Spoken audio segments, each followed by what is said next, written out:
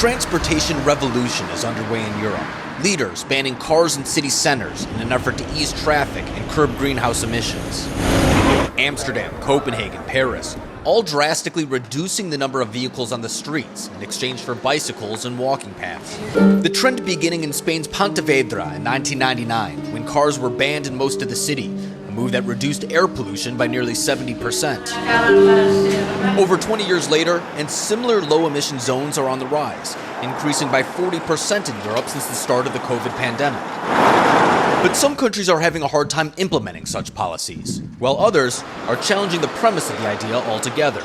The dilemma is playing out in the German capital of Berlin, a city that was moving towards outright banning cars in the city center, but began to run into problems during the execution of the plan.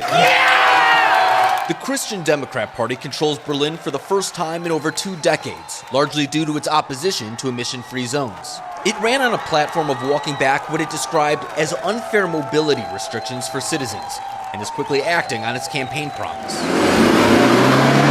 Vehicles are returning to areas once labeled as car-free, and bike path projects are being put on hold pending additional review.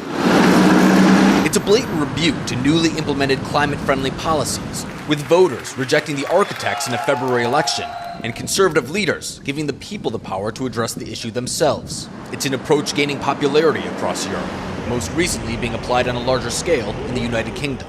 The UK is scrapping a ban on gas cars, which was set to go into effect in 2030, but is now being pushed back to 2035.